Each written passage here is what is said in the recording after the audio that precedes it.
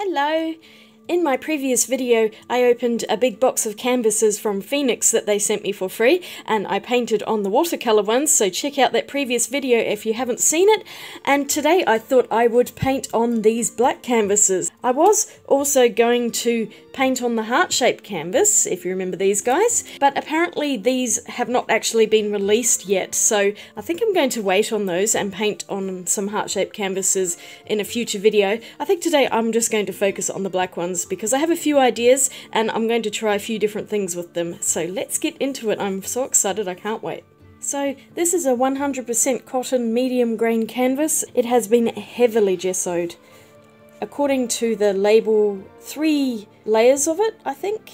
And it's suitable for acrylic and oil painting, but I'm also going to try one other thing because I'm really curious. I bought these little sparkling alcohol inks not that long ago, and I thought they might look really neat on the canvas. So I'm going to do an abstract one with alcohol inks first. I think this should be enough of a surface to use these alcohol inks.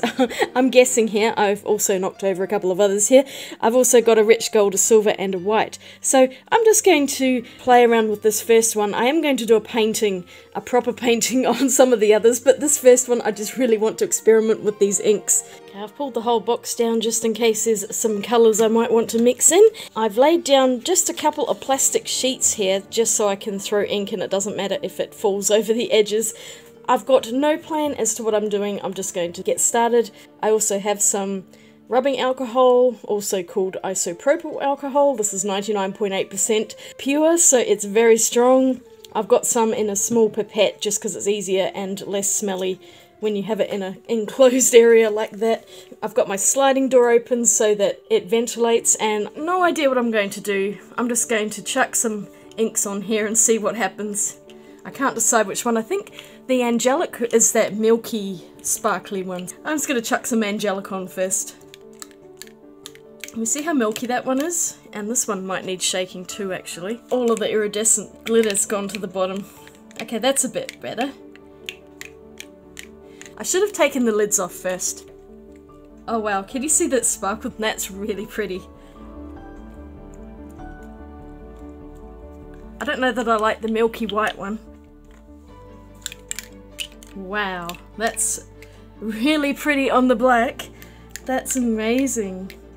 It looks nice on the white actually. It goes a much lighter pink, doesn't it?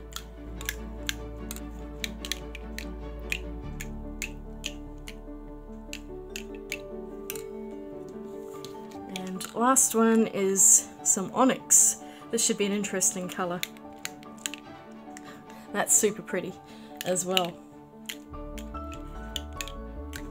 I'm just going to throw just a plain ink on here to see if it shows up at all over the white. It kind of does, and it picks up the iridescent colours. That's really pretty too. Okay, so I'm probably just going to throw a whole bunch of ink and make layers of colour on here.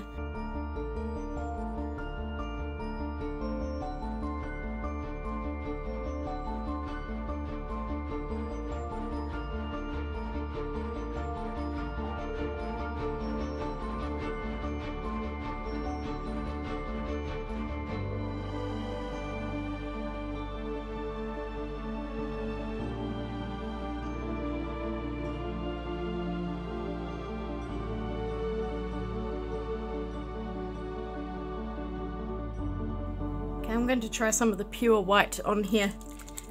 This may well be a mistake, so I might do just around the edges a little bit. Let's see what it looks like. Okay, that is very white. I think I might add a few bits because it's quite nice to add the colour over the top of it.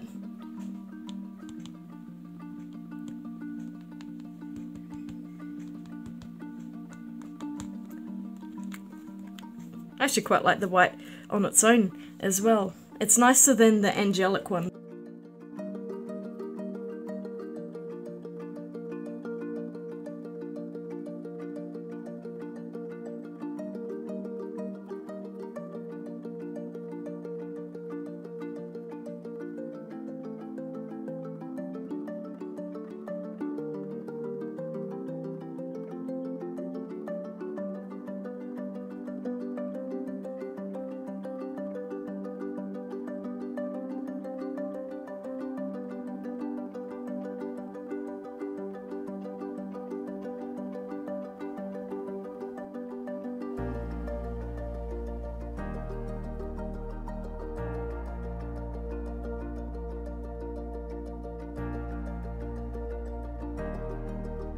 I like the gold the best, I think, out of the two of them. The silver tends to sink in and I don't care for it as much.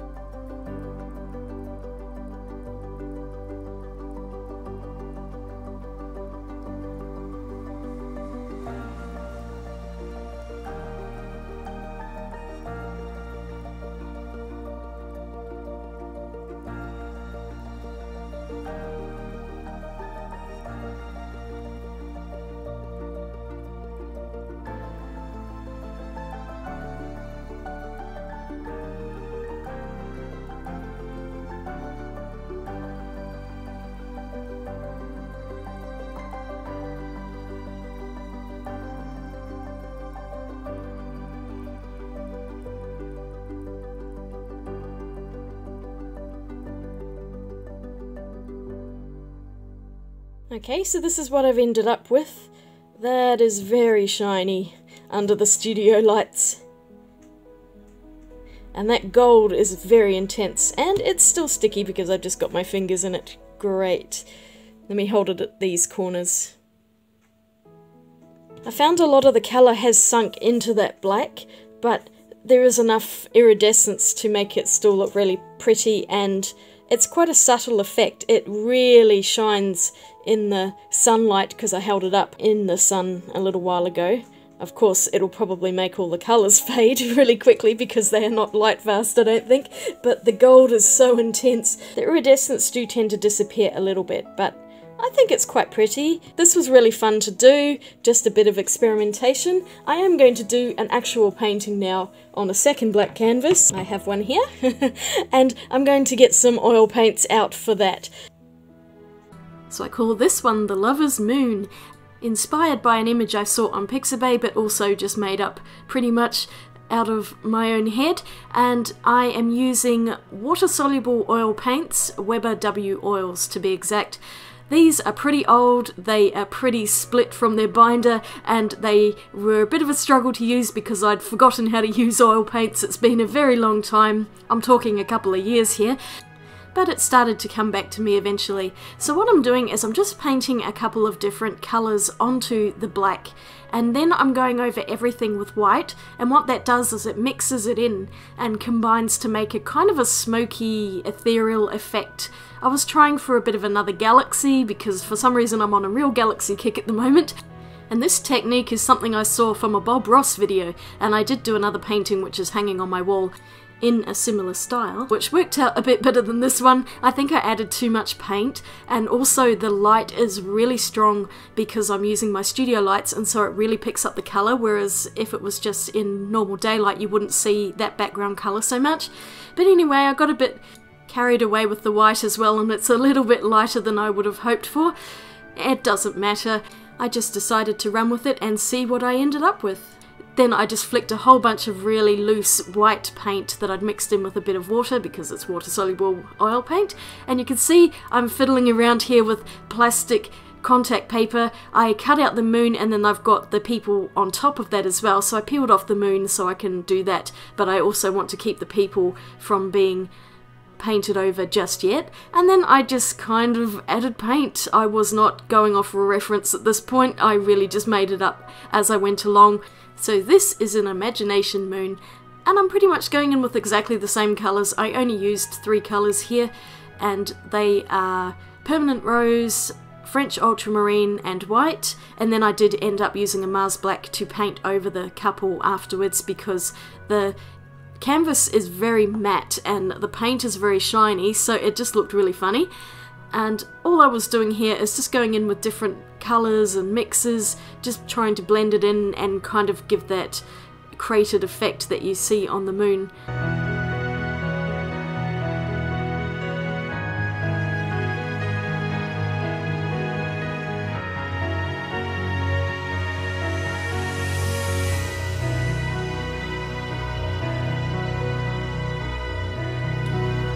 So at one point I didn't think this was really going to turn out at all, but it's right around here when I started adding the deeper colour that I could see the moon kind of appearing out of the picture, and I was a lot happier at this point, so I just kept going. The really good thing with oil paint is you can just keep layering and mixing because it does not dry for ages, so you can blend it and it's perfect.